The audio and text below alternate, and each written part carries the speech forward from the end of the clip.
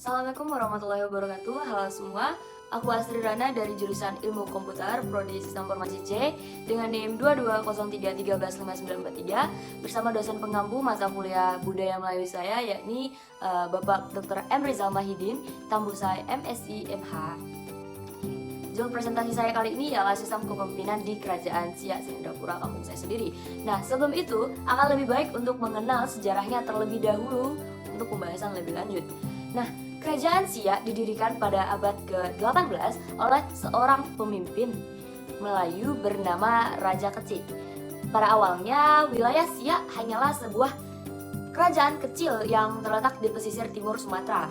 Namun, pada masa kepemimpinan Sultan Syarif Qasim II pada tahun 1784, Kerajaan Siak berkembang pesat dan menjadi salah satu kerajaan terkuat di wilayah Riau Lingga. Namun, pada akhir abad ke-19, Kerajaan Siak mulai mengalami kemunduran akibat konflik internal dan tekanan dari pihak kolonial Belanda. Pada tahun 1946, Kerajaan Siak secara resmi bergabung dengan negara Indonesia Timur dan kemudian menjadi bagian dari Provinsi Riau. Pokok pembahasan selanjutnya yakni sistem kepemimpinan Kerajaan Siak.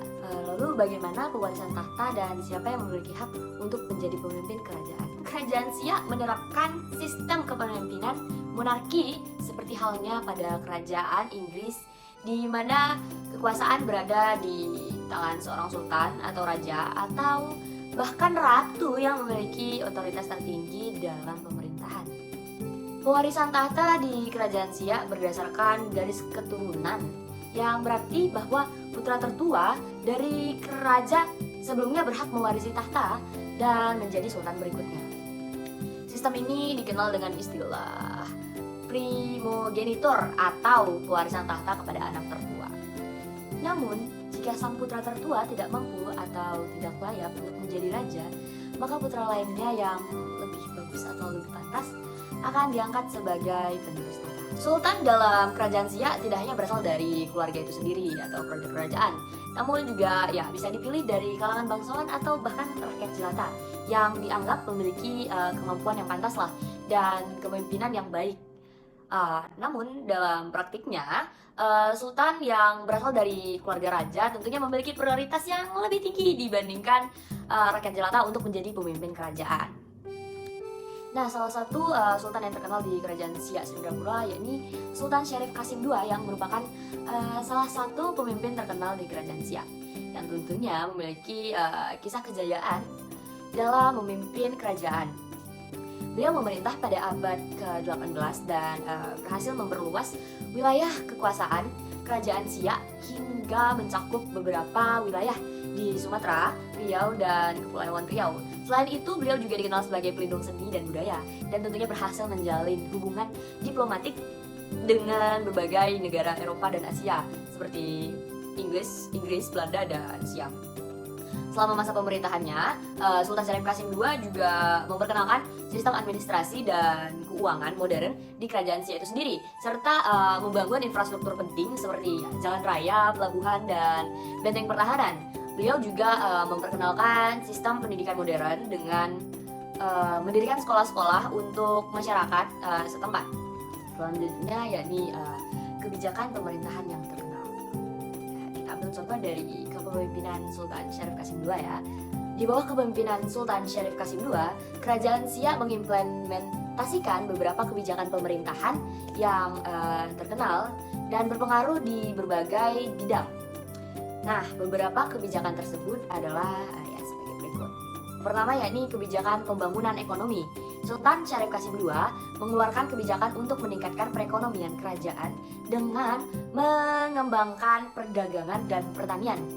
Ia membangun pelabuhan dan jalan raya yang menghubungkan antara kerajaan dengan wilayah-wilayah lainnya untuk mempermudah perdagangan tentunya.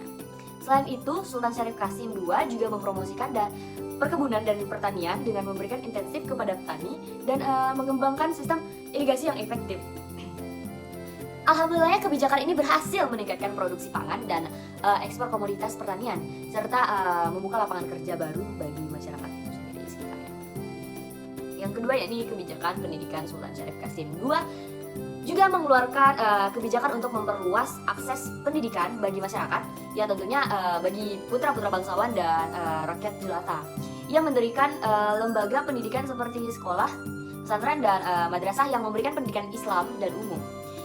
Kebijakan ini berhasil meningkatkan tingkat literasi dan pengetahuan masyarakat, serta membuka kesempatan bagi mereka untuk mengembangkan kemampuan dan potensi diri mereka sendiri. Yang ketiga yakni dampak kebijakan tersebut, ya tentunya sangat positif terhadap masyarakat dan ekonomi Kerajaan Siak. Pembangunan infrastruktur dan pembangunan lapangan kerja baru berhasil meningkatkan standar hidup. Dalam kesimpulannya, kebijakan-kebijakan pemerintah yang diterapkan di Kerajaan Siak ini sendiri di bawah kepemimpinan Sultan Syarif Qasim yang kedua tentunya memberikan dampak yang signifikan terhadap masyarakat dan ekonomi kerajaan. Kebijakan tersebut berhasil meningkatkan standar hidup masyarakat tentunya, perekonomian kerajaan dan pendidikan, sehingga membuka peluang dan potensi bagi perkembangan lebih lanjut di masa depan. Selanjutnya yakni peninggalan di Kerajaan Siak Singapura, yakni ada 4 ya, saya ambil yang saya kunjungin sebetulnya. Yang pertama yakni istana, yang kedua Tangsi Belanda, yang ketiga makam, dan yang keempat adalah tugu.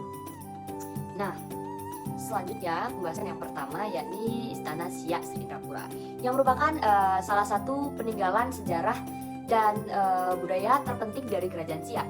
Istana ini terletak di kota Siak Singapura, Provinsi Riau, dan merupakan salah satu objek wisata yang terkenal di daerah tersebut. Istana ini merupakan tempat tinggal Sultan dan keluarganya, serta menjadi pusat pemerintahan Kerajaan Siak. Selain itu, Istana Siak Singapura juga menjadi saksi bisu dari perjuangan masyarakat Siak dalam melawan penjajahan Belanda. Tangsi Belanda ini memiliki arsitektur yang khas ya, dengan sentuhan Eropa yang pas masuk tuh kelihatan banget tuh, yang kental. Bangunannya terbuat dari bahan kayu dan memiliki beberapa ruangan yang cukup luas, seperti ruang makan, ruang tamu, dan kamar tidur. Selain itu, tangsi ini juga dilengkapi dengan ruang bawah tanah, cuman nggak kelihatan sih kemarin, sebagai ruang tahanan. Namun di sisi lain, tangsi Belanda juga ya menjadi simbol keberanian dan semangat perjuangan masyarakat Siak dalam melawan penjajah tentunya, yakni makam Kota Tuo dan makam Sultan Syarif Qasim II. Nah, makam Kota Tuo dan makam Sultan Syarif Qasim merupakan peninggalan sejarah budaya yang penting di Siak Singapura. Makam ini merupakan pemakaman para sultan dan warga kerajaan Siak yang terletak di kompleks Istana Siak. Dalam kompleks ini terdapat beberapa makam yang dihiasi dengan berbagai ornamen dan arsitektur yang indah, berbeda dengan makam lainnya. Selain itu, makam Kota Tuo dan juga makam Syarif Qasim menjadi objek wisata sejarah yang menarik untuk dikunjungi tentunya.